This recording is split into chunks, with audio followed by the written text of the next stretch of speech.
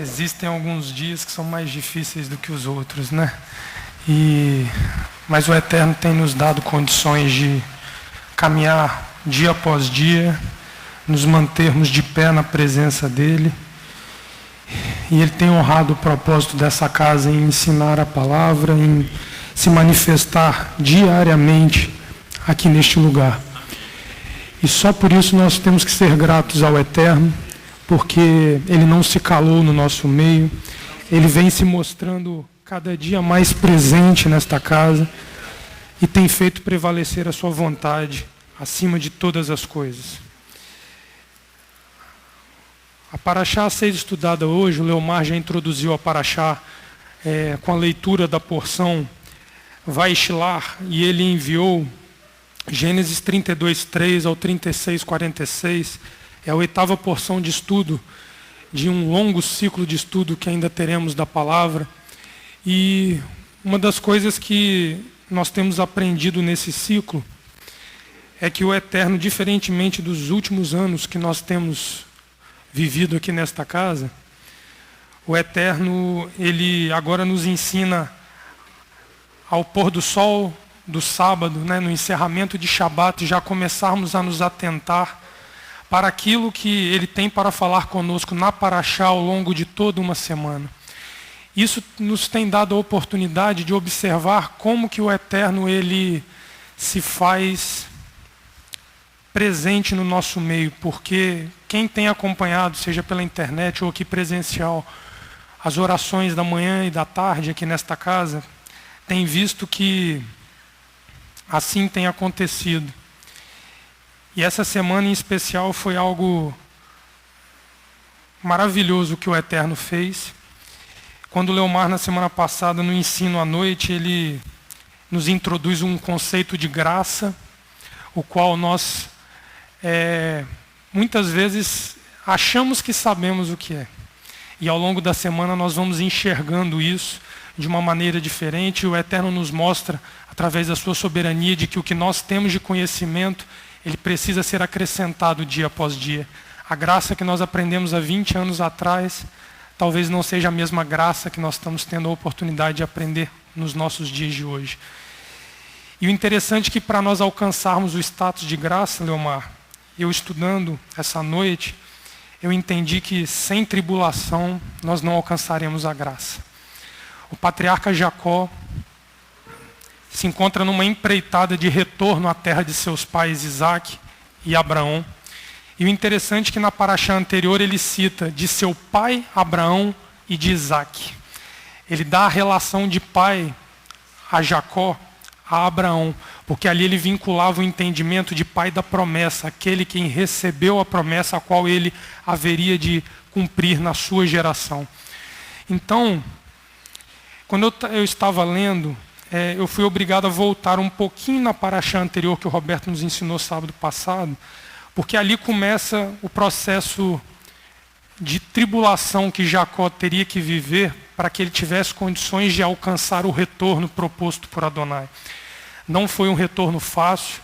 Roberto nos ensinou que Labão não foi dos sogros mais fáceis de se lidar, né, Roberto? Ao longo de 20 anos de trabalho, condicionando o casamento qual ele tanto desejava a um trabalho servil que Jacó cumpriu à risca em todos os seus ciclos ali com Labão. Em Gênesis capítulo 31, no verso 13, um pouquinho antes da nossa paraxá, onde ela se inicia, o Eterno ali fala diretamente a Jacó, fazendo-o lembrar do voto que ele fizera quando em sonho firma uma aliança outrora dada a ele.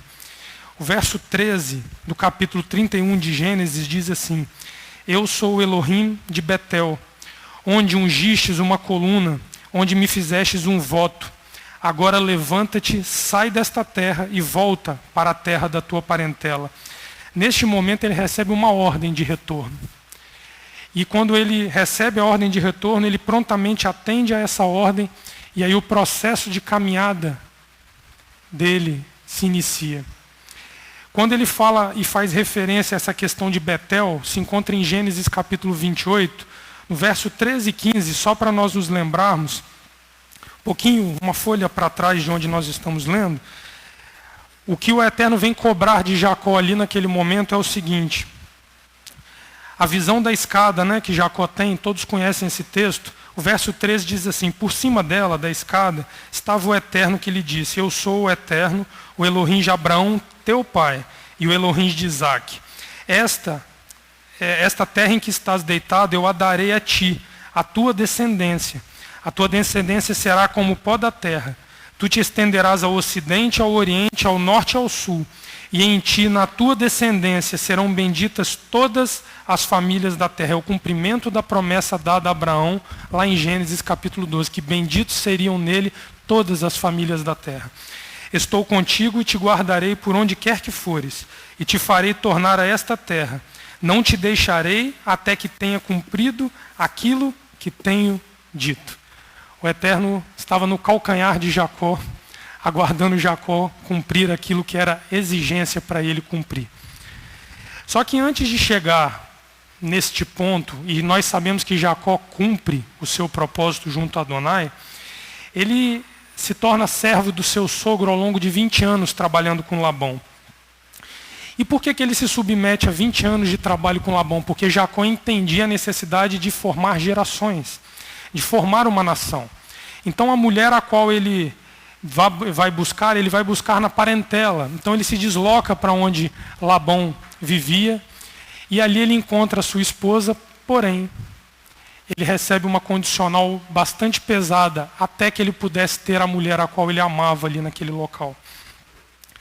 Nesse período que ele passa com Labão, ele enfrenta um dos problemas que muitas vezes nós temos dificuldade de enfrentar no momento qual o Eterno nos confronta. E uma das coisas que muitas vezes o Eterno faz conosco é nos botar numa posição de constrangimento, para que nós tenhamos condição de entender o processo que Adonai fará conosco. E ali, quando no capítulo 29, nos versos 13 e 14, vamos dar uma lida para entendermos um pouco sobre esse constrangimento ao qual Jacó é submetido. No verso 13, assim que Jacó chega à terra onde Labão vivia, a Torá diz o seguinte: assim que Labão ouviu as novas de Jacó, no verso 13 do capítulo 29, correu-lhe ao encontro, abraçou-o, beijou-o e levou à sua casa.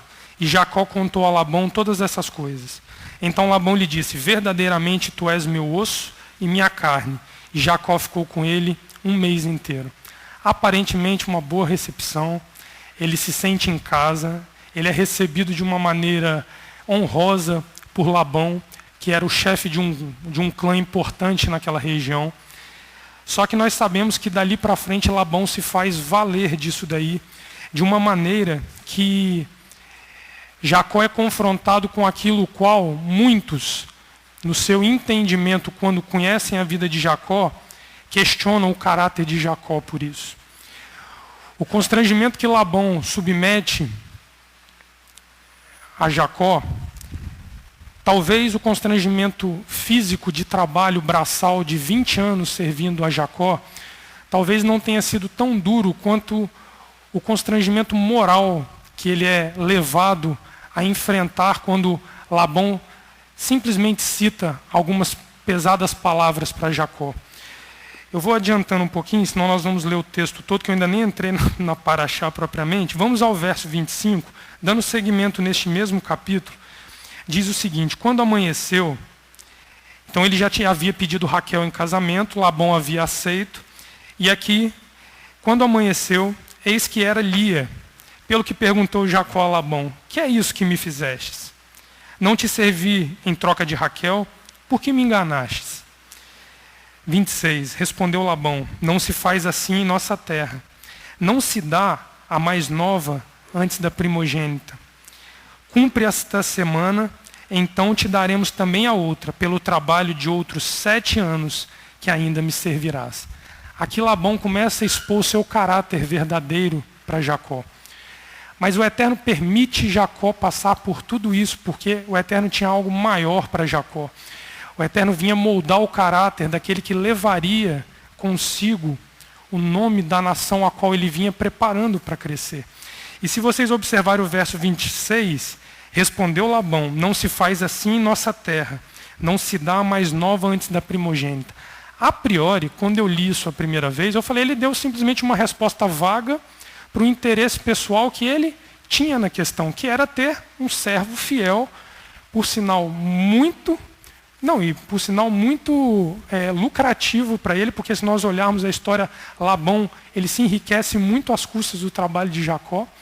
Só que, na entrelinha, o que Labão está dizendo a Jacó é o seguinte: o que Abraão fez a Ismael, dando a primogenitura a Isaac, não se faz em nossa terra. Não se faz em nossa terra. E Jacó, roubar a primogenitura de um irmão mais velho, não se faz nessa terra. Labão expõe um caráter antissemita precocemente aqui nessa situação. Ele aqui já começa a lutar contra a nação de Israel. Jacó aqui já começa a entender o que as gerações futuras de Israel, até os nossos dias, enfrentaria como questionamento, como crítica e como uma mancha em um desvio de caráter, como se Abraão e Jacó tivessem agido de maneira interesseira, de maneira carnal, no intuito de um benefício próprio. E nós sabemos que aquilo que eles utilizam como recurso era nada mais, nada menos do que uma tentativa de cumprir uma ordenança que Elohim dava a eles. Então Jacó já no seu princípio, por isso que eu disse que não há retorno sem tribulação. As marcas nós vamos trazer nos nossos corpos muitas vezes, num período que não será um período pacífico, até que assim o Eterno permita nós vivermos. E Jacó vive 20 anos submetido nas mãos desse homem. Por mais que ele tivesse todas as prerrogativas para não fazer um trabalho justo e decente a Labão, Jacó em momento algum ele deixa de cumprir a sua palavra, mesmo com Labão fazendo o que fez com ele, não cumprindo a sua própria palavra. Então esse é o processo que Jacó enfrenta para começar a vislumbrar um retorno para casa com o cumprimento do que o Eterno viria fazer com ele. E quando eu vi isso, eu falei, a palavra constranger, eu acabei nem falando, ela tem conotações inúmeras, mas algumas delas pode ser colocar alguém numa situação desconfortável. Eu creio que Jacó, de desconfortável, era o mínimo que ele estava vivendo aqui. Talvez seja muito suave essa questão de ficar desconfortável. Forçar uma pessoa a realizar alguma coisa que a mesma não quer. E normalmente isso associado a um cunho moral dessa pessoa. Inibir a movimentação e o deslocamento de alguém. Labão segurou o retorno de Jacó o quanto ele pôde. Ao passo que Jacó nada mais estava fazendo do que cumprir uma ordenança a qual Abraão recebeu, que o seu pai Isaac manteve e que em seguida ele teria que fazer. Jacó então se casa com as duas mulheres, começa a ter filhos, teve filhos com as servas das suas mulheres e ele resolve dar um passo embora para casa. Só que esse passo não foi um passo pacífico, ele se retira, Labão quando descobre vem e o persegue, saindo de uma postura apenas constrangedora para o início de uma postura de coação. Qual seria? O tema é constrangedora, coercitiva, né? Obrigado, Roberto. Labão começa a querer coagir Jacó. Quando ele vai de encontro ao povo que Jacó carregou com ele, rumo à terra a qual Israel, a qual o Eterno separara para ele. Em Gênesis 31, 29, nós vamos ver isso, que a Paraxá diz o seguinte: Labão muda um discurso que ele não estava habituado a utilizar com Jacó. Ele era aquele homem de boa lábia, que passava uma boa conversa e fazia aquilo que ele conseguia fazer. Mas quando ele se vê afrontado por Jacó, ele já muda o discurso e de desconforto começa a haver coação. Então ele diz o seguinte, no verso 29 do capítulo 31, eu tenho o poder para vos fazer mal, mas o Elohim de vossos pais me falou ontem à noite, dizendo, guarda-te, não fales a Jacó, nem bem e nem mal.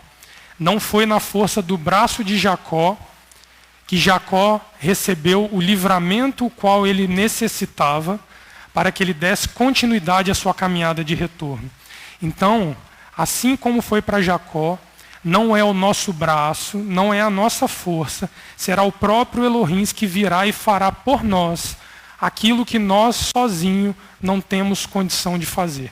Se nós olharmos os comentários dos estudiosos, Jacó não tinha poder bélico. Ele estava com crianças, com mulheres e animais. Jacó estava exposto num período de retorno. Só que estava aos cuidados daquele que o chamara para retornar. Então Jacó aqui começa a observar que não era pelo seu braço que ele conseguiria chegar à terra de seus pais de volta. Ele precisaria de uma intervenção dos céus para que assim procedesse. E aí, dentro da questão de coação, eu peguei algumas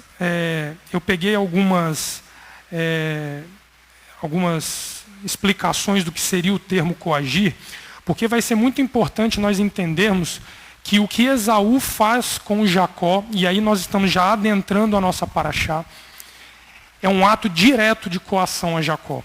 Esaú não tinha meias palavras como Labão tentou utilizar. Jacó sabia quem era Esaú, Jacó sabia a postura a qual Esaú tinha por natureza.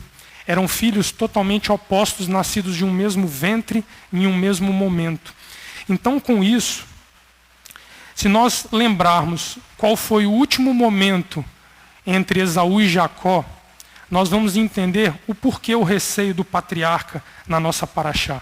Mas primeiro vamos ler o que Jacó toma como sentimento para si, para depois nós voltarmos e lembrarmos quem era Esaú na vida de Jacó. Vamos lá em Gênesis 32, no verso 3, dando início à leitura da nossa paraxá. 32:3. Jacó enviou mensageiros adiante de si a Esaú, seu irmão, a terra de Seir, território de Edom. Ordenou-lhes, dizendo, assim direis ao meu senhor Esaú, assim diz Jacó, teu servo. Como peregrino, morei com Labão e estive lá até agora. Tenho bois, jumentos, ovelhas, bodes, servos e servas. Envio esta mensagem ao meu senhor, para achar graça aos teus olhos. Os mensageiros voltaram a Jacó, dizendo, fomos a teu irmão Esaú, e também ele vem a encontrar-te, e 400 homens com ele. Olha o início da coação. Jacó exposto. Esaú, mesmo com um envio de mensagem pacífica da parte de Jacó, vem confrontá-lo com 400 homens. Onde é que eu parei? 6. 7. Então Jacó temeu muito. Vejam que aqui Jacó exprime a sua natureza humana de temer a afronta que ele sofre. E se angustiou e repartiu em 2 bandos o povo com ele, e que com ele estava, e as ovelhas, os bois e os camelos. Porque dizia, se Esaú vier a um bando e o ferir, o outro bando escapará. Disse mais Jacó, ó Elohim de meu pai Abraão, de meu pai Isaque, ó Eterno que me dissestes, volta para a tua terra e a tua parentela, e eu te farei bem. Sou indigno de todas as beneficências e de toda a fidelidade que tens usado para com teu servo. Com o meu cajado passei este Jordão, e agora me tornei em 2 bandos. Livra-me, peço-te, das mãos de meu irmão, das mãos de Esaú, pois eu o temo, para que não venha ele matar-me e a mãe com os filhos. Pois tu disseste, certamente te farei bem, e farei a tua descendência como a areia do mar, pela multidão não se pode contar. Ele passou ali aquela noite e separou o que tinha, um presente para seu irmão Esaú. 200 cabras, 20 bodes, 200 ovelhas, 20 carneiros, 30 camelas de leite, com suas crias, 40 vacas e 10 touros, 20 jumentas e 10 jumentinhos. Ele os entregou aos cuidados dos seus servos, cada manada à parte, e disse aos servos: passai adiante de mim, e ponde espaço entre a manada e manada. Ordenou ao primeiro, dizendo: quando Esaú, meu irmão, te encontrar e te perguntar: de quem és? Para onde vais? De quem são esses diante de ti? Responderá: são de teu servo Jacó, presente que envia a meu senhor Esaú. E ele mesmo vem vindo atrás de nós. Ordenou também ao segundo, ao terceiro, e a todos os que vinham atrás das manadas: desta maneira falareis a Esaú, quando vos encontrardes com eles. E direis também: o teu servo Jacó vem atrás de nós. Porque dizia: eu o aplacarei com o presente que vai diante de mim, e depois verei a sua face, porventura ele me aceitará. Assim passou o presente adiante dele, e ele, porém, ficou aquela noite no acampamento. Vocês vejam que Jacó, de um povo unido, caminhando rumo ao retorno, ele precisa promover uma divisão daqueles que caminhavam com ele, e eles necessariamente reestruturam a sua caminhada de volta. E nós vemos mais de uma vez citar o temor que Jacó teve de Esaú. Se Jacó temeu a Esaú, é porque Esaú gerava em Jacó algum sentimento pelo qual ele já havia mostrado ser capaz de cumprir. E esse sentimento está descrito em Gênesis 27, no verso 31 a 41. Vamos dar uma olhadinha para lembrar quem era Esaú e qual foi o último momento ali quando Isaac os abençoa, que é a recordação de que Jacó, talvez tenha sido a última lembrança que Jacó tinha de Esaú. Exatamente. O ato de Esaú sobre Jacó é um ato flagrante de coação. Não tem conversa. Ele vem com 400 homens para cima de Jacó.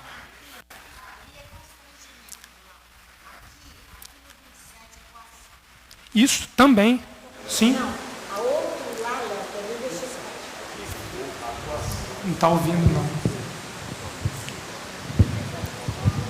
A coação, ela difere do constrangimento. Sim. Constrangimento é algo que você sente. Perfeito. A coação, a pessoa vem impor a você uma determinada... Você tem que fazer algo, então essa pessoa vem com violência, vem te forçar, ameaça física ou moral, para te fazer, para que você venha fazer alguma coisa. Sim. Isso é uma coação.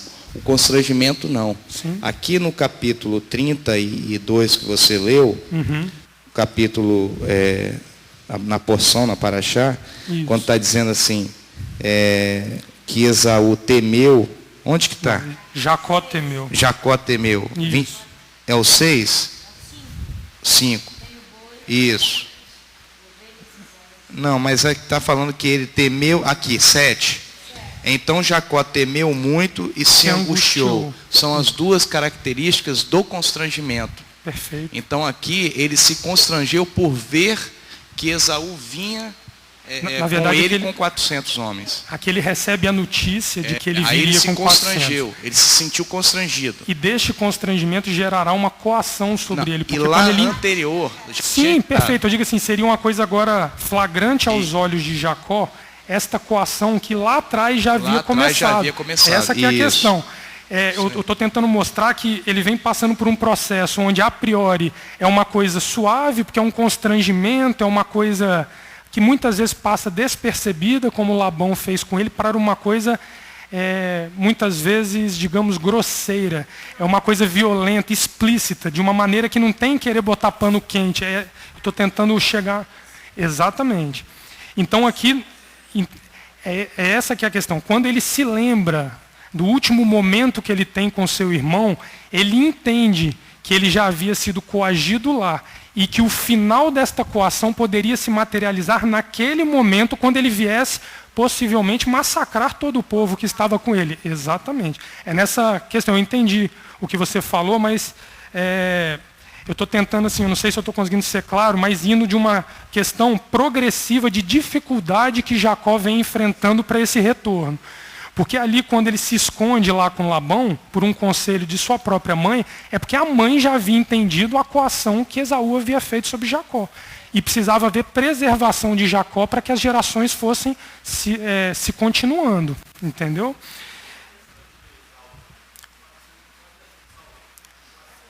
Cumprir aquilo que lá no 27, nós vamos ler agora, ele já tinha prometido que faria.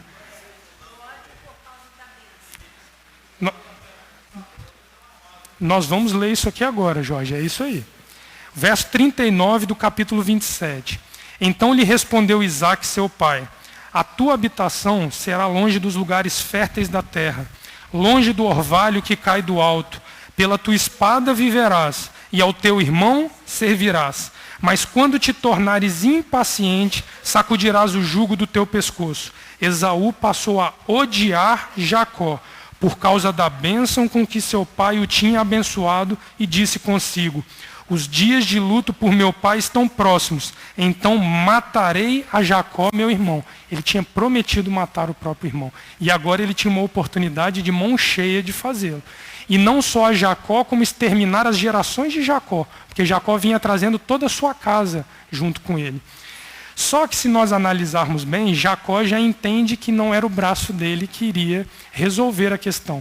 Por mais que ele tivesse feito uma movimentação física de dividir o povo, de separar o povo, numa tentativa que os escritores dizem que seria totalmente irrelevante, porque Esaú mataria um e depois iria para matar o resto. Jacó teme, e muitas vezes assim, muitas vezes não, talvez toda vez que nós tememos também uma questão semelhante como nós, quando nós estamos vivenciando, nós temos a tendência de agir como Jacó. Nós fazemos os movimentos que nós entendemos ser os movimentos adequados para solucionar a situação. Ao passo que, se nós olharmos aqui, a dependência que Jacó vai começando a entender que ele tem do eterno, ela vai se tornando maior à medida que a ameaça cresce sobre ele. Por isso que eu disse que retorno sem tribulação não acontece. Porque nós temos que nos tornarmos totalmente dependentes de Adonai, para que neste processo de retorno, seja a ameaça, a coação, o constrangimento, seja qual for a situação que nós venhamos a enfrentar, nós tenhamos condição de saber que o livramento não vem pelo nosso braço, vem pelo braço de Adonai sobre nós. Essa é uma questão essencial, porque se nós olharmos aqui, ele ora ao Eterno dizendo: livra-me, peço-te, das mãos de meu irmão. Ele já está clamando ao Eterno, por mais que ele tenha feito uma tentativa humana de dividir o povo e tentar se preservar naquele momento. Então, quando nós entendemos essa questão, nós vemos que Jacó tinha uma necessidade iminente de cumprir a perpetuação da geração a qual ele trazia sobre ele. E aqui o patriarca, se nós analisarmos o que ele faz, ele começa a botar gente para frente dele e começa a vir para o fundo do grupo que ele vinha caminhando. É uma tentativa humana de amaciar o ódio de Esaú, para que Esaú, quando chegasse a ele, talvez desse a ele a oportunidade que ele precisasse para passar pelo território? Sim. Talvez tenha sido uma estratégia que Jacó teve para tentar abrandar, diminuir a fúria que Esaú vinha sobre ele. Só que a grande questão é que, quando nós vemos o resultado disso lá na frente, Jacó inverte o processo. Jacó deixa de ficar na retaguarda e vai para a frente. Nós vamos ler isso aqui um pouco mais. A grande questão é: por que é que Jacó muda de posição? Amém, Roberto. Roberto falou assim, é porque ele enfrentou o constrangimento que havia sido lançado sobre ele. Ele não teve medo da afronta de Esaú sobre a vida dele. Mas por que Jacó conseguiu fazer isso? Aqui que é o grande cerne dessa questão. Porque se nós olharmos a postura de Jacó, ele tende a se esconder do confronto inicialmente. Ele vem para o fundo. E ele vai botando pessoas que a priori seriam menos ameaçadoras à pessoa de Esaú, para que talvez Esaú tivesse pena dessas pessoas e poupasse essas pessoas. Só que não é dessa forma que as coisas acontecem. Amaleque, quando saiu contra os israelitas ali no período do Êxodo, ele não poupou velho, ele não poupou criança, ele não poupou... Quem ele pôde matar, ele matou. A ponto do Eterno obrigar a Moisés a exterminar os amalequitas da face da terra. E esse é um dos pecados que depois Saul lá na frente reincide, porque não entende a gravidade daquilo que Amaleque tenta fazer. Então, houve alguma mudança dentro de Jacó, para que Jacó saísse de uma postura conservadora para uma postura de exposição, para que ele enfrentasse o irmão dele. E isso se passa nessa narrativa onde Jacó luta contra Elohim, que se diz, isso que é o título, né, dessa parte da Paraxá, Jacó luta com Elohim. Essa questão é uma questão que dá margem para inúmeras discussões, tem estudos e mais estudos sobre isso, comentários e mais comentários sobre isso. Mas a grande questão é que Jacó estava passando por uma transição de saber lidar com seus sentimentos humanos, mas ele vinha amadurecendo no entendimento de que ele precisava viver numa dependência singular de Adonai se ele quisesse sobreviver. Essa que é a grande questão. E aí o Eterno, uma das formas de se olhar esse confronto, e nós vamos lê-lo aqui a partir do verso 22, é nós entendemos que o Eterno obriga Jacó a ir para um confronto. O próprio Eterno o confronta para que ele entenda que a vida da nação de Israel seria, dia após dia, confrontos atrás de confrontos, porque eles carregavam sobre eles uma promessa que nação nenhuma havia recebido na face da terra. Só um pouquinho, Jorge. Pois não, pastor. Enfrentamos dia após dia. E essa... Assim nós enfrentamos dia após dia o nosso relacionamento com Adonai. Para ser mantido, é uma luta diária, dia após dia, para permanecermos. A nossa tendência... inclusive com a gente mesmo. E pastora, é a nossa tendência de autopreservação. Todo ser humano tem uma tendência de autopreservação. O único momento que o ser humano abre mão do sentimento de autopreservação, e isso é inerente ao ser humano, é quando ele ama alguém ou alguma coisa mais do que a ele mesmo. Fala, Jorge. É o que eu falei, Jacó começa ali a vivenciar, Jorge, aquilo que a nação de Israel viveria ao longo da sua vida. Israel teve sossego em algum momento da vida dela. Sejamos honestos, desde que Israel é constituído como nação, Israel viveu algum período longo de mansidão, de tranquilidade? Não. Muitas vezes porque os próprios inimigos vinham contra Israel, mas às vezes pelos próprios pecados que Israel cometia, ela se expunha a situações que não era para ela estar se inserindo. O sentimento de autopreservação é algo tão grande que se você estiver num local coletivo, observa isso, pastora, quando a gente ouve falar daquelas questões de ataques terroristas, por exemplo. Quando você ouve um terrorista entrar dentro de um metrô, anunciar, porque eles fazem sempre um anúncio antes, todo mundo corre cada um para um lado. Vocês já observaram isso? Todos correm cada um para um lado para preservar a sua própria vida. Você nunca ouviu dizer que alguém pulou em cima do terrorista para tentar poupar a vida de algum. Vocês já ouviram falar nisso? O terrorista entrou num shopping, não sei aonde, alguém foi e pulou em cima do terrorista. Não. A tendência natural do ser humano é de se autopreservar. O único momento onde o ser humano tem condições de abdicar do direito de autopreservação, que é inerente à sua natureza, é quando ele ama alguém ou alguma coisa mais do que a ele mesmo. Lê para a gente então, Leomar, por gentileza. Um pai se bota na frente de uma bala para um filho não ser atingido. Isso a gente vê nos jornais aí, volta e meia, quando acontecem esses tiroteios, esses ataques. A preservação da vida, ela só não é um ato espontâneo que nós temos quando nós estamos preocupados com a vida de alguém que nós amamos mais do que a nós mesmos. Paulo ensina isso lá em Romanos capítulo 5, quando ele diz ali que preservação mesmo da esperança da vida, né? Ele diz assim no capítulo 5, a partir do verso 3, ele diz: não somente isso, mas também nos gloriamos nas tribulações, sabendo que as tribulações produzem perseverança, e a perseverança, experiência, e a experiência, esperança. Ora, a esperança não traz confusão, porque o amor de Elohim está derramado em nossos corações pelo Espírito Santo que nos foi dado. Porque o Mashiach, estando nós ainda fracos, morreu ao seu tempo pelos ímpios. Dificilmente morrerá alguém por um justo, embora alguém possa se animar a morrer pelo bom. Mas Elohim prova o seu amor para conosco, em que o Mashiach morreu por nós, sendo nós ainda pecadores. Amém. Sem merecermos, né, Leomar, esse sacrifício, mas pelo amor incondicional dele, pela humanidade, pela sua criação, ele bota o Mashiach em posição de fazer aquilo que ninguém mais poderia fazer por nós.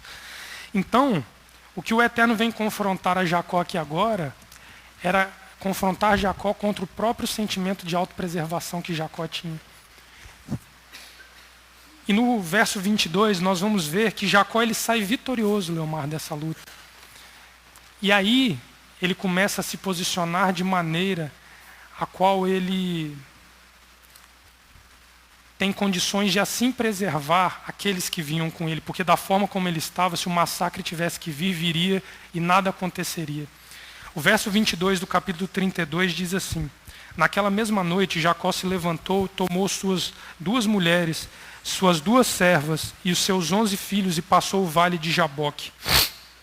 Tomou-os e fê-los passar o ribeiro e fez passar tudo o que tinha. Jacó, porém, ficou só e lutou com ele um homem até o romper do dia. Quando o homem viu que não prevalecia contra ele, tocou-lhe a articulação da coxa e se deslocou a articulação da coxa de Jacó enquanto lutava com ele. Então o homem disse: deixa-me ir, pois já rompeu o dia. Porém Jacó respondeu: não te deixarei ir se não me abençoares. Jacó entende que aquele com o qual ele lutou era passível de o abençoar. Então ele luta também pela bênção deste homem. Perguntou-lhe o homem: qual é o teu nome? E Jacó respondeu: Jacó. Então o homem disse: não te chamarás mais Jacó, mas Israel, porque lutastes com Elohim e com os homens e prevalecestes. Obrigado, viu, Reinaldo? Exatamente. Jacó começa a lutar contra os sentimentos mais primitivos que havia dentro dele. E aí quando ele vence esse combate, verso 29. Perguntou-lhe Jacó: dize-me, peço o teu nome. Mas o homem respondeu: por que perguntas pelo teu nome? E ali o abençoou. Jacó chamou aquele lugar Peniel, pois disse: vi Elohim face a face, e a minha vida foi poupada. Saía o sol quando ele se transpôs Peniel, e manquejava de uma coxa. Por isso os filhos de Israel até hoje não comem o nervo do quadril que está sobre a articulação da coxa, porque o homem que tocou a articulação da coxa de Jacó no nervo do quadril. Jacó ganha uma nova identidade, porque no mais íntimo do ser de Jacó houve uma mudança genuína de entendimento, de atitude e de proceder. Como, pastor? A pastora está usando o termo metamorfose. Isso. A senhora desenvolve isso, por favor. Posso? Por favor. Isso está em linha com o que os estudiosos, né, Leonardo, têm nos ensinado. Que o nome de Jacó, Jacó significa no calcanhar de alguém, né? Não era nem para ele o nome, né? Era Elohim no calcanhar dele, como se iniciou o estudo. Ele agora chama Israel. Os exegetas chamam de o lutador de El. Ele deixa de lutar por si mesmo, vai lutar por uma causa muito maior que a causa de Adonai. A preservação das nações e o benefício para todas as nações sobre a face da terra. Muda toda a característica dele. Aquele Jacó acanhado. Muda o coração dele. Aí sim tem realmente uma metamorfose. Exatamente. Aquele Jacó acanhado, que se escondeu atrás de mulheres, de animais, de crianças, agora toma uma postura diferente. E é isso que nós precisamos entender, porque isso serve para cada um de nós. Se nós quisermos preservar esta casa com as gerações que nascem e crescem aqui, nós darmos continuidades a esta herança que o Eterno aqui nos deu, se nós não aprendermos isso, nós não seremos bem-sucedidos no nosso caminhar de retorno, porque Jacó aqui ainda não tinha chegado à terra dos seus pais Abraão e Isaac. Esse talvez tenha sido o grande ensinamento que eu pude aprender estudando essa paraxá essa noite, é que sentimento de autopreservação só serve para nos afastar do propósito de mantermos descendência e geração dentro da casa de Adonai. Eu me dei por satisfeito de aprender isso. Por quê?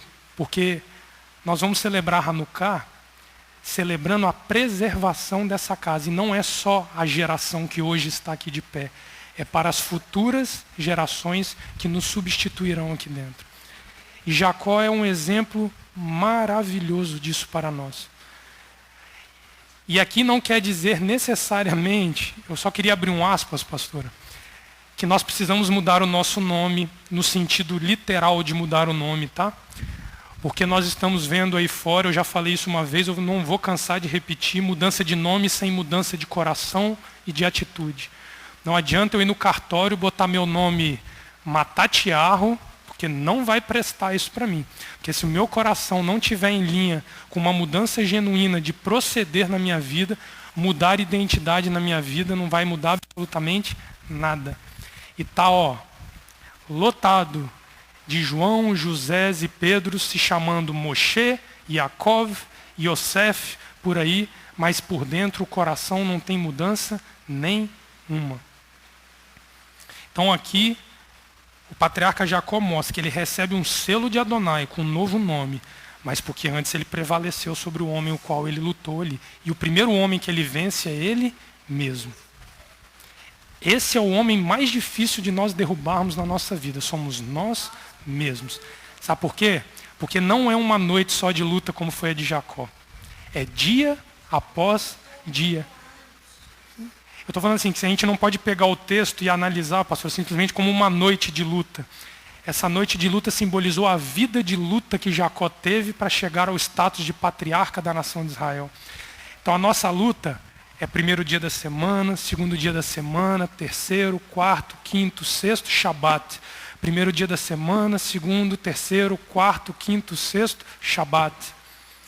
Não tem outra receita para isso a não ser dia após dia lutarmos contra este homem que é um brigão valente. Você ensinou isso semana passada. Foi você, Roberto, que usou essa expressão, foi fornecedor de guerra. Era a característica de Labão, de Esaú, né? Desses homens extremamente carnais, né? Que nós vemos aqui na palavra. Desculpa, Jorge, eu não ouvi, perdão. Houve uma luta corporal, Jorge, tanto é que ele sofre fisicamente no corpo dele. Mas aqui, Jorge, a gente não pode se limitar a entender a um combate humano. Porque ali, aquele homem era um enviado de Elohim. O enviado de Elohim, para nos confrontar, é o próprio Elohim que vai nos colocar sob confronto. Ele vai nos confrontar com o quê? Com o que Adonai vai nos confrontar? Adonai vai nos confrontar com a própria palavra e com a pessoa de Yeshua. E Yeshua veio aqui, ele confrontou as pessoas o tempo inteiro, utilizando a Torá como referência. Então, Jorge, ali houve um confronto físico com outro homem? Houve. Mas ali o ensinamento ele é maior do que isso, porque o homem a ser batido somos nós mesmos. Tá ouvindo não, pastor? Quando ali Jacó sofre essa luta entre esse homem, o que está acontecendo? Ele precisava sair dali verdadeiramente ferido. Ele precisava. Porque ele precisava das suas faculdades motoras funcionando perfeitamente. Qual é a ordem de Adonai? De pé e em marcha, em direção a ele. Ali, o que aconteceu, que esse de pé e em marcha só acontece quando o homem interior morre, para dar lugar ao espírito. Por isso que ele vai claudicar, ele vai mancar, ele vai andar com dificuldade. Amém. Para mostrar que ele foi ferido fisicamente, mas as suas faculdades motoras espirituais, ele andando em linha, em marcha, em pé, em direção a Adonai, estão perfeitas. Se mantiveram e foram aperfeiçoadas. Foram aperfeiçoadas, exatamente. É o que Paulo diz, de morrer e nascer de novo, nova criatura. Essa é a questão. Jacó por isso nasce que o homem o fere. Amém. Por isso que ele fica ferido. Amém. Ele agora não anda mais normal, Amém. como ele andava. Mas não o impede de caminhar. Mas não impede dele estar de pé, caminhando em direção a Adonai. As faculdades motoras funcionando. Porque onde houver limitação, pastora, para a ferida que o Eterno nos fizer, ele fará uma rampa como essa para nós. Para Isso. subir o coxo, o manco, o cadeirante. Isso. Da forma como vier, vai ter acesso. Mas aí a morte da natureza carnal já aconteceu. Amém. O confronto do homem com o homem já aconteceu. Amém. Né? Ali o Eterno bota uma limitação parcial a ele, para ele não esquecer desse confronto. Faz uma marca nele.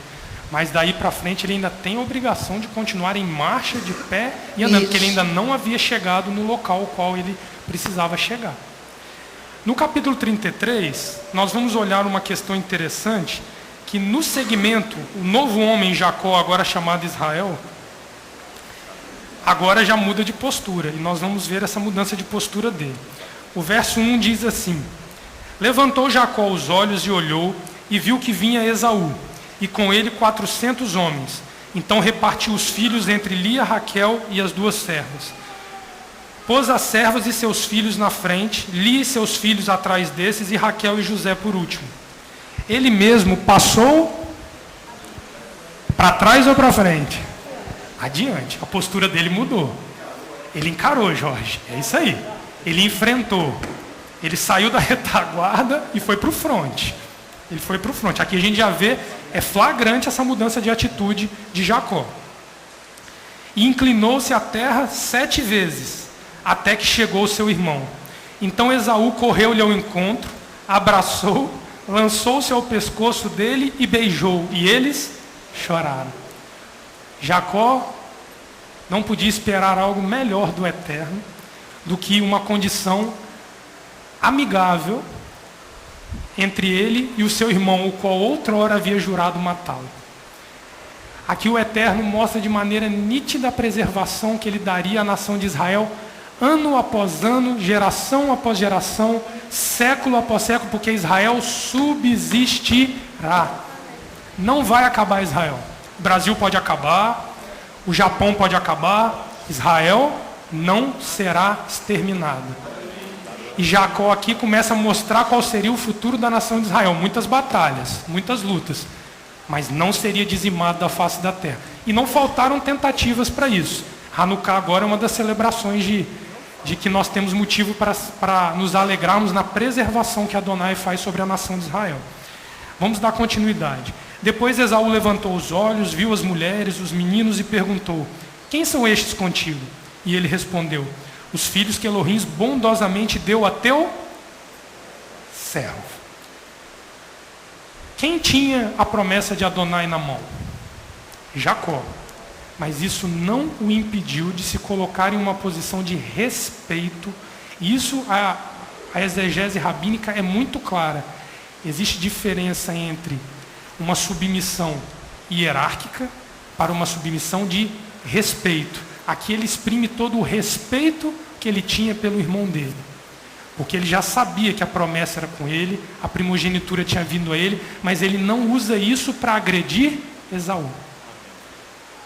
O que Esaú esperava era um Jacó soberbo, que iria esfregar na frente dele tudo aquilo que ele perdeu. E não é assim que Jacó se apresenta diante dele. Jacó se apresenta com humildade e com uma posição de serviçal. Porém, esse relacionamento não duraria muito tempo. Era um momento necessário de ajuste entre os 2 irmãos para que Israel continuasse. Juntos não caminhariam muito tempo mais. E o texto vai falar isso aqui para nós. Eu parei no verso 6, né? Eu vou ler o 6. Então chegaram-se as servas, elas e seus filhos, e se inclinaram também. Chegaram também Lia e seus filhos e se inclinaram. Depois chegaram José e Raquel e se inclinaram. Perguntou Esaú: que queres dizer com todo este bando que encontrei? Respondeu Jacó: para achar graça aos olhos de meu senhor. Então Esaú disse: eu tenho bastante, meu irmão, seja teu o que tens. Então Jacó disse: não, se agora achei graça aos teus olhos, peço-te que aceites o meu presente, porque vi o teu rosto, como se tivesse visto o rosto de Elohim, e te agradaste de mim. aceita, peço-te o presente que eu te trouxe, pois Elohim tem sido bondoso para comigo, e tem de tudo. E insistiu com ele, e ele o aceitou. Então disse Esaú, ponhamo-nos a caminho e vamos, e eu irei adiante de ti. Olha Jacó já em condições de guiar a nação de Israel com sabedoria. Meu senhor, sabe que estes filhos são tenros, e que tenho comigo ovelhas e vacas de leite. Se forçadas a caminhar demais um só dia, todos os rebanhos morrerão. Passe o meu senhor adiante de teu servo, e eu seguirei conduzindo-os pouco a pouco, conforme o passo do gado que está diante de mim, e conforme o passo dos meninos, que até chegue o meu senhor em Seir. Respondeu Esaú, então permita-me deixar contigo alguns homens meus. E Jacó perguntou, para quê? Basta que eu ache graça aos olhos de meu senhor.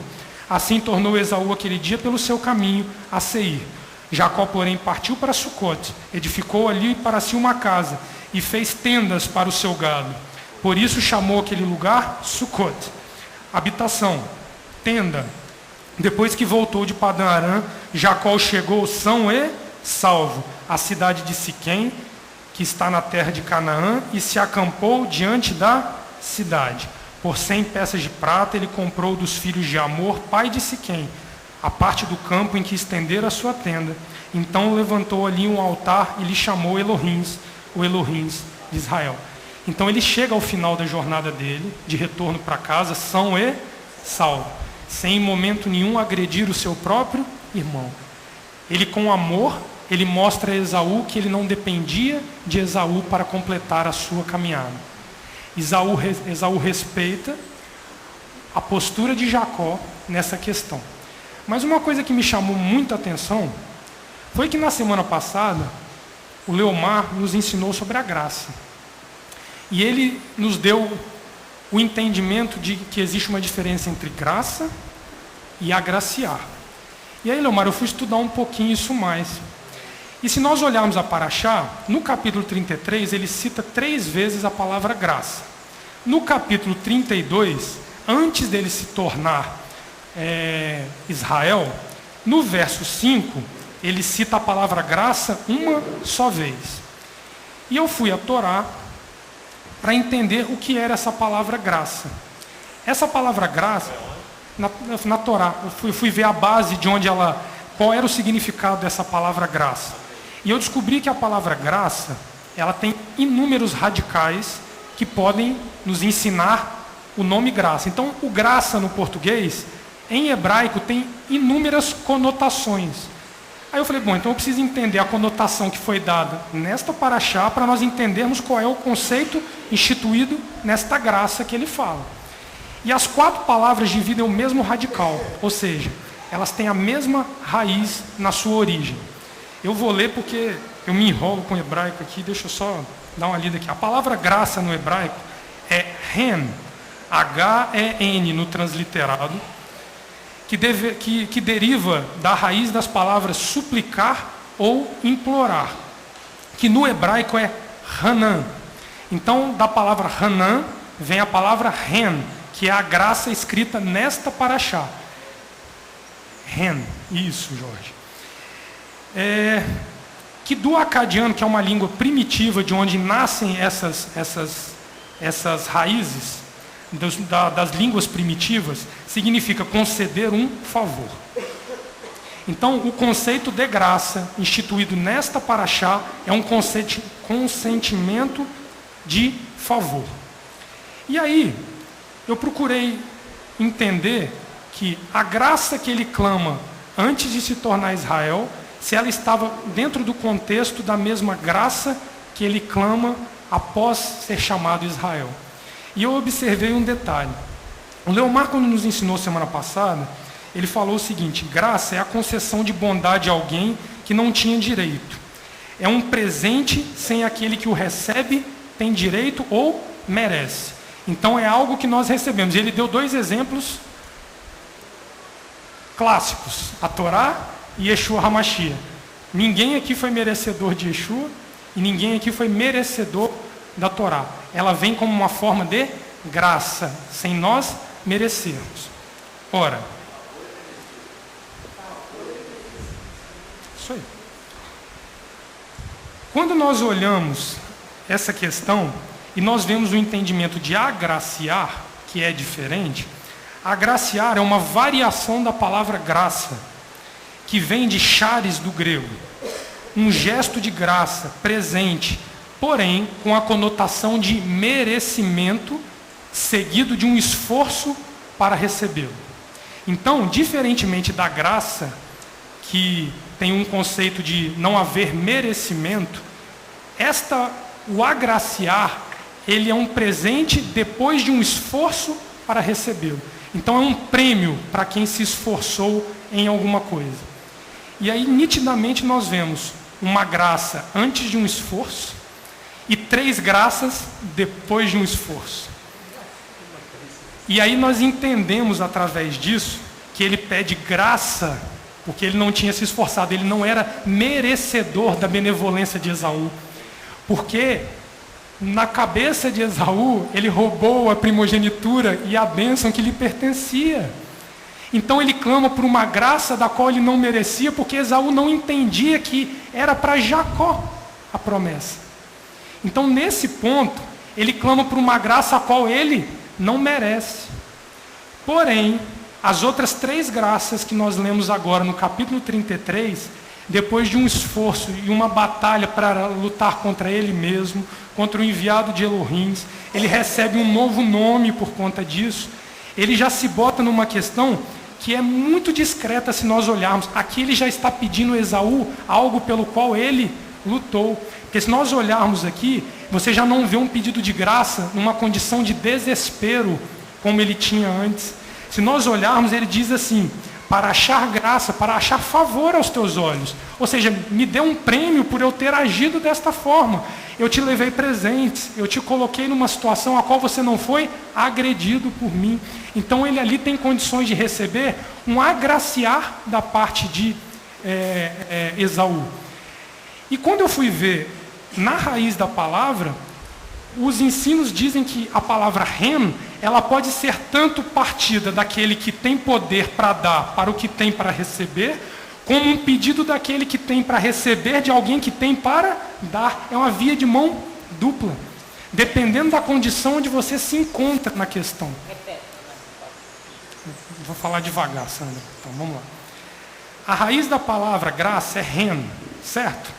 E os estudiosos, os locais onde eu consultei, diz que a palavra ren, ela serve tanto para você utilizar alguém que está na condição de dar para outro receber. Por exemplo, Adonai te deu graça, ou seja, você recebe de Adonai, como você pode clamar por um agraciamento de quem pode te dar. Ou seja, parte daquele que tem que receber o pedido, o agraciar. E a graça parte daquele que tem condição de dar para o que precisa receber. Então, existe um fluxo nos 2 sentidos. Aqui, nós conseguimos entender diretamente no texto que, antes de se transformar em Israel, ele clama por uma graça sem merecimento.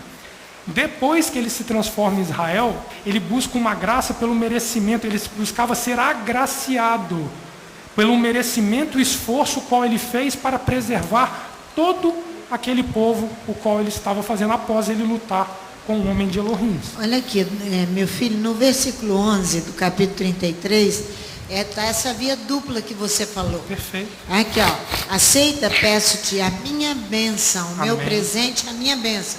Ele recebeu, ele vai dar. Amém. Ele recebeu de Esaú, agora ele vai dar.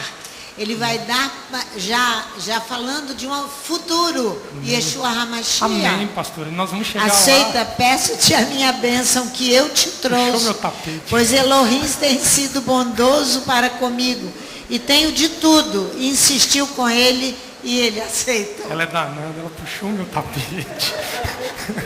Mas amém, pastor, é isso mesmo, pastor. Eu estou brincando porque eu tenho liberdade para brincar com ela, com ele. É a via é dupla. Então, o agraciar, ele simboliza para nós que nós saímos de uma condição de desesperados sem direito para pessoas clamando por algo pelo qual você lutou. Aquela palavra, né? Pedis e não recebeis, porque não sou. Amém. Vamos lá no Salmo 84, porque é uma outra aplicação desse radical ren, e nós vamos entender ele de uma maneira maravilhosa. Porque a gente lê os salmos, né? A gente lê, mas quando a gente para ler um salmo, a gente aprende tanta coisa com ele. E eu fui olhar, a raiz da palavra é a mesma, tá? É o mesmo ren de agraciar. Aqui é no contexto de ser agraciados. Nós vamos ler ele todinho. Eu acho que tem tempo, dá para eu ler ele todo, porque o salmo ele é muito bonito. Salmo 84, verso 1. Quão amáveis são os teus tabernáculos, ó Eterno dos exércitos. A minha alma suspira e desfalece pelos átrios do Eterno. O meu coração e a minha carne clamam pelo Elohim vivo. Até o pardal encontrou casa e a andorinha ninho para si. E a sua prole junto aos teus altares, ó Eterno dos exércitos. Rei meu, Elohim meu. Bem-aventurados que habitam em tua casa, te louvarão continuamente. Bem-aventurado o homem cuja força está em ti, e em cujo coração estão os caminhos aplanados. Ao passar pelo vale de Baca, faz dele um lugar de fontes, a chuva do outono cobre de poços. Vão indo de força em força, até cada um deles aparecer em Sião perante Elohim.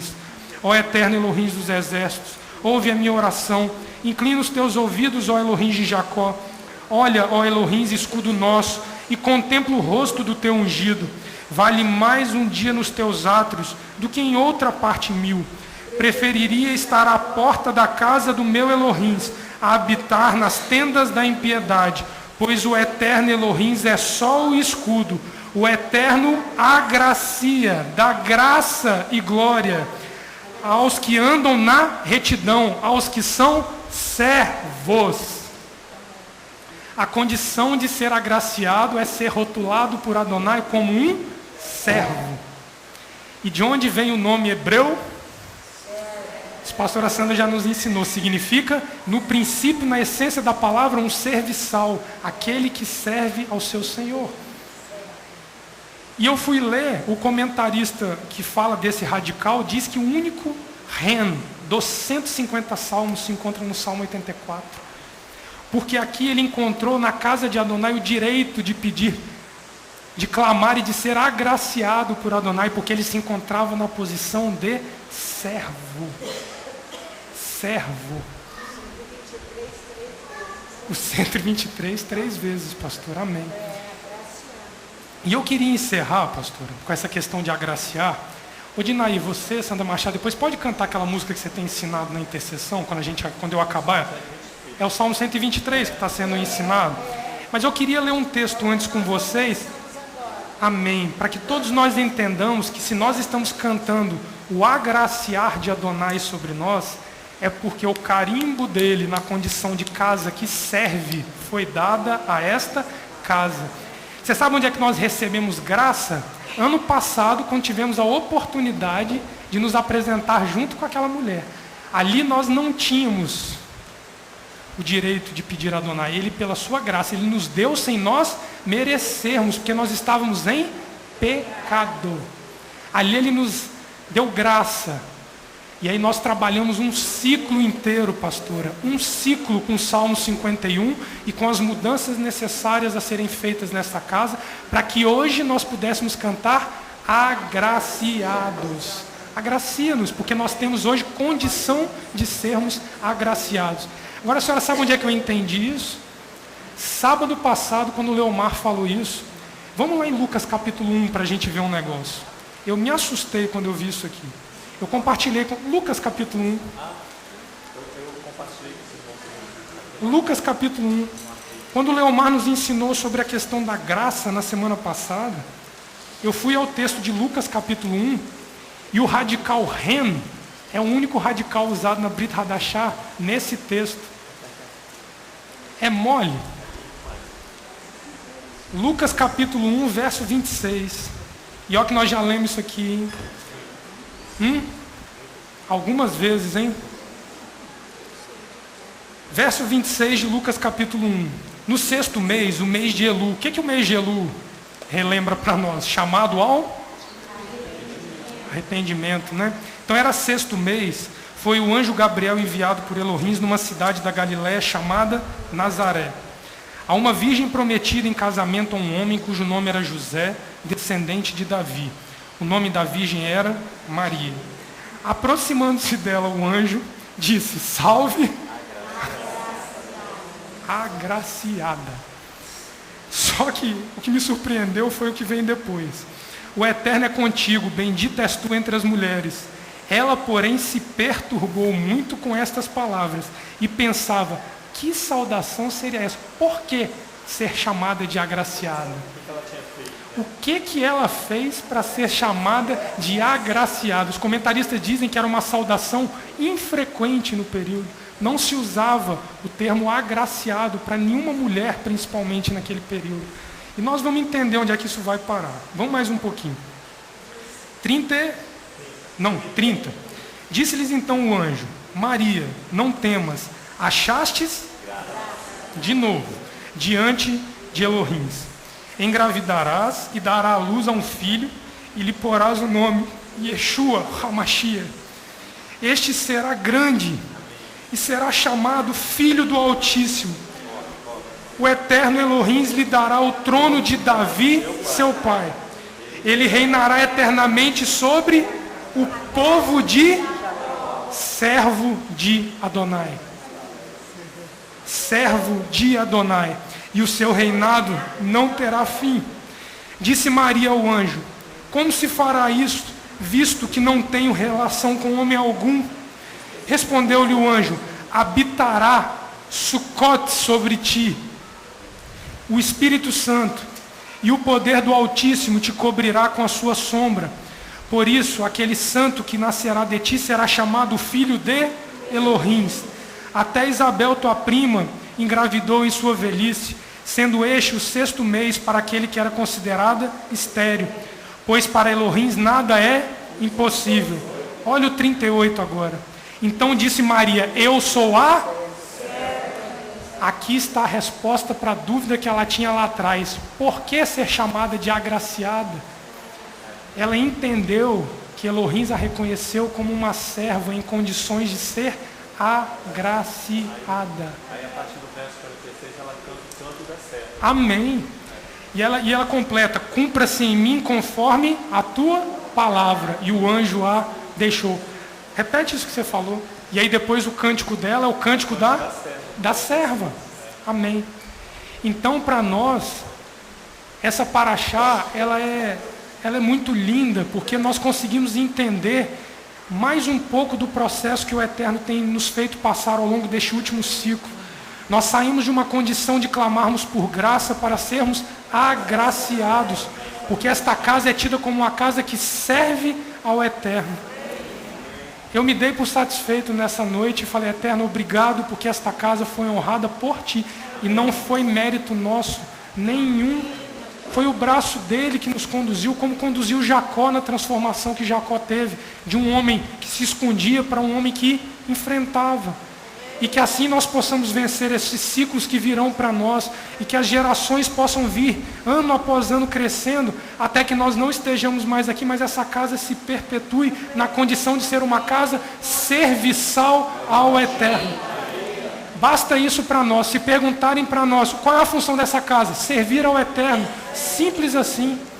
Não precisa explicar muito, é servo. Então aqui, quando o anjo falou para ela que seja agraciada, então ele já sabia que ela entenderia. O Eterno viu nela que ela era uma serva, mas depois ela entende que ela era uma serva, mas ela não entendeu no princípio. Mas ele viu que ela seria. Agraciados sejamos todos nós por Adonai, que Ele possa ver em nós um coração em condições de olhar para nós e dizermos: agraciados sejam vós. Que assim o Eterno nos abençoe e nos dê uma semana agraciada diante da presença dEle.